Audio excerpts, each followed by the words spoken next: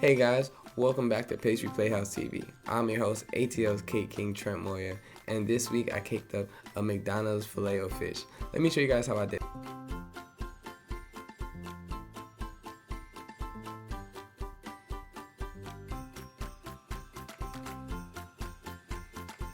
So how I started this cake, I began with two 2.5-inch cake rounds, and I filled it with some white chocolate ganache.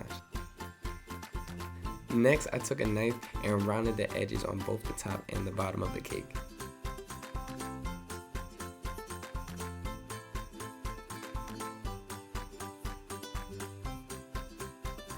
Now I went ahead and covered the whole thing in some more ganache. After that, I rolled out some modeling chocolate and I made sure it wasn't too thin because I actually need kind of thick to add all the details to the cake. Next, I indented the whole cake. This is where the patty is going to be for the fish sandwich, and I had to make sure I had to create a difference between the two buns. After that, I used my finger and a pastry tool to go ahead and add some more details to the bun, and this is what helps it stand out a little bit more and gives it more of a realistic look. Now I took the same exact tool and I added a bunch of lines and marks and creases to the top bun, and that's what's going to help it give it that realistic look that we're going for.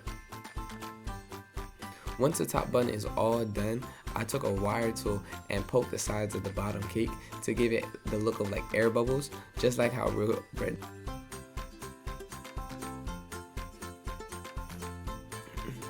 Funny thing, a friend of mine bought me the wrong sandwich from McDonald's, so I was left with a Filet-O-Fish, and I don't eat fish. So instead of me throwing it out, I just went ahead and I was like, let me go ahead and make a cake version of this. So now, time to make the patty, which is just more modeling chocolate that I just put into a giant square shape. So it took a few pieces of chocolate to create the whole patty, and I had to take my time blending in all the chocolate to make it look seamless. Now it's time for me to go ahead and add some color to the cake.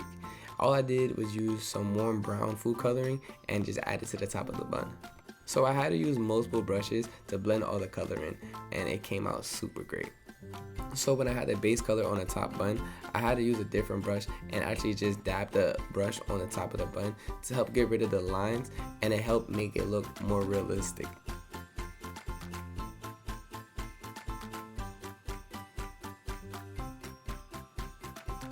Now to make the fish patty look like a fish patty.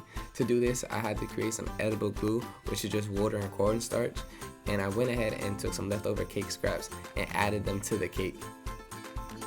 So I'm not gonna lie, the process of adding the breadcrumbs to the cake took forever. I'm not gonna lie, the breadcrumbs didn't want to stick to the cake. Gravity kept telling them to fall down, but a lot of perseverance and it made it work. After that, I went ahead and took some buttercream and just added to the top part of the cake to help it give the look of some tartar sauce.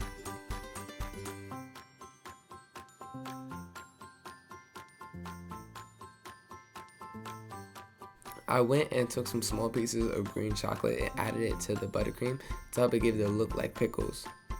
And there we go, guys. That's how I made a realistic Filet-O-Fish sandwich. Thank you guys so much for watching. Don't forget to like, comment, and share the video. Until next time, guys, stay creative.